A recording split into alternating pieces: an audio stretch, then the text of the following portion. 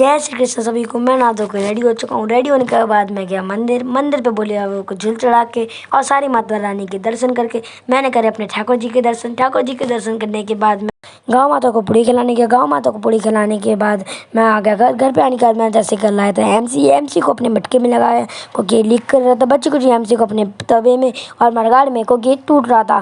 फिर उसके बाद हमारे घर पे आ गई तितली को छोड़ के मैंने करी थोड़ी देर पढ़ाई करने के बाद मैं गया कोचिंग से आने के बाद मैं गया भागवत स्थल पर जाने का थोड़ी देर करे मजे करने के बाद हमारे इंस्ट्रूमेंट वाले भैया भी आ गए। फिर उसके बाद भागवत का पूजन हुआ और हमारे महाराज जी भी आ गए। फिर उसके बाद हुई हमारी भागवत जी की आरती। फिर उसके बाद मैंने लगाए तिलक लगाने के बाद हमारे पंडित जी ने आज हमें बताया कि आज हमारे ध्रुव जी ने कितनी सरलता से घोर तपस्या करके अब भगवान जी को प्राप्त करा। भगवान जी को प्राप्त करना कितना आसान है।